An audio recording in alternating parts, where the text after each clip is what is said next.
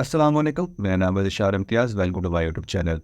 Today I am going to discuss about level of organization. Class 9, Chapter number 1 and Lecture number 7.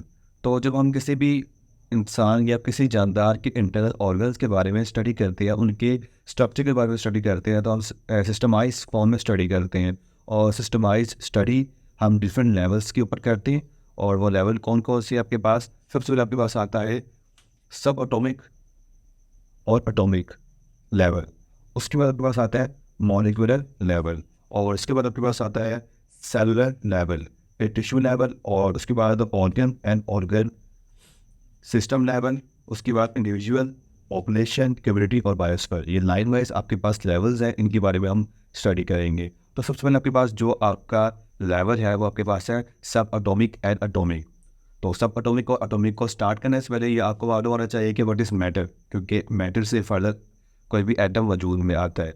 Matter को हम इस तरह कह सकते हैं, केमिस्ट्री में आपने डील किया होगा, मैटर को आप इस तरह कह सकते हैं कि कोई भी चीज़ जो जगह घेरे और उसका कुछ ना कुछ मैस हो, उसे हम मैटर कह सकते हैं. आपके घर जितनी भी चीज़ें हैं वो सारी मैटर है, और उसके मिलने से वजूद में आता है एटम. ठीक है. और एटम फर्दर डिवाइड होता है सब एटम्स के अंदर. सब एटम्स में आपके पास प्रोटॉन, न्यूट्रॉन और इलेक्ट्रॉन आ जाता है. जब प्रोटॉन, इलेक्ट्रॉन और न्यूट्रॉन आपस में मिलती हैं तो आगे वो एटम को बनाते हैं.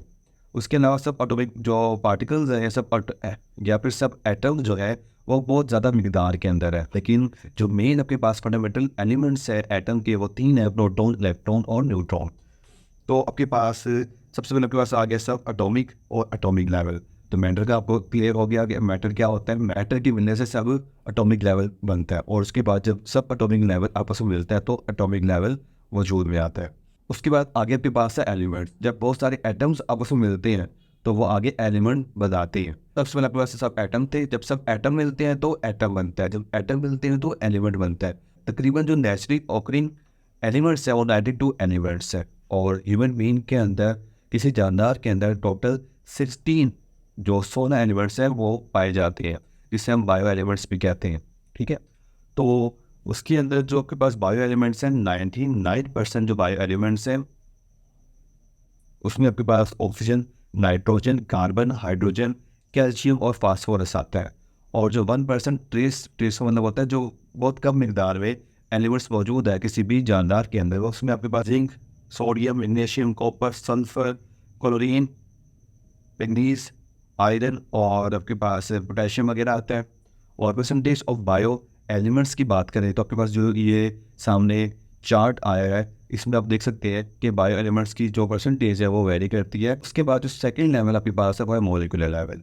जब बहुत सारे एलिमेंट्स आपस में मिलते हैं तो आगे मॉलिक्यूल प्रोड्यूस करते हैं. ठीक है. मॉलिक्यूल आप इस तरह कह सकते हैं, molecule is the smallest part of a compound that retain property of that compound. ये तो उसकी डिफाइन हो गई. तो जब जिस तरह हम ऊपर जाते जा रहे हैं तो पिछली चीज़ से मिलकर न्यू चीज़ प्रोड्यूस हो रही है. सब एटम मिले, इलेक्ट्रॉन, प्रोटॉन और न्यूट्रॉन, एटम बना. एटम मिले, एलिमेंट्स बना. जब बहुत सारे एलिमेंट्स मिले तो मॉलिक्यूल बना. तो उसके बाद बायो मॉलिक्यूल्स का मतलब क्या हुआ? ऐसे मॉलिक्यूल जो इंसान के अंदर मौजूद होते हैं, किसी भी जानदार के अंदर मौजूद होते हैं, सब बायो मॉलिक्यूल कहते हैं. तो आपके पास जो बायो एलिमेंट्स है ना वो फ्री फॉर्म में बहुत ही कम होते हैं या फिर ना होने के बराबर होते हैं. जो बायो एलिमेंट्स है वापस में मिलती है और बायो मॉलिक्यूल प्रोड्यूस करते हैं इंसान की बॉडी के अंदर या फिर जानदार की बॉडी के अंदर रहने के लिए. और इनको मिलने के लिए कुछ ना कुछ बॉन्डिंग चाहिए होती है, जो कि आयनिक बॉन्ड भी हो सकता है और कोवलेंट बॉन्ड भी हो सकता है. इसकी अगर हम क्लासिफिकेशन देखें तो 2 तरह के बायो मॉलिक्यूल्स होते हैं आपके पास, माइक्रो मॉलिक्यूल और मैक्रो मॉलिक्यूल. नाम से चल रहा है माइक्रो मतलब जो जिनका साइज़ छोटा होता है, और मैक्रो जिनका साइज़ बड़ा होता है. ऐसे मॉलिक्यूल जो कि साइज़ में बड़े होते हैं उसमें मैक्रो मॉलिक्यूल आ जाते हैं. जैसे लाइक आपके पास स्टार्च है, प्रोटीन है, लिपिड है. और हम बात करें माइक्रो मॉलिक्यूल की बात करें, उसमें ऐसे मॉलिक्यूल आते हैं जिनका साइज़ छोटा होता है. जस्ट लाइक आपके पास ग्लूकोज है एंड वाटर है. उसके बाद जो तीसरा लेवल आपके पास आता है उसमें आपके पास ऑर्गेनेलीज आती है, और उसके बाद फर्दर आपके पास आता है सेल लेवल. तो ऑर्गेनेलीज क्या होती है? जो कि मॉलिक्यूल से मिलके बनती है. जब बहुत सारे बायो मॉलिक्यूल आपस में मिलते हैं तो वो ऑर्गेनेलीज बनाती है. अब ऑर्गेनेलीज में कौन कौन सी चीज़ें आती हैं? एग्जाम्पल के तौर पे आप कह सकते हैं माइटोकॉन्ड्रिया आपके पास है और राइबोसोम है.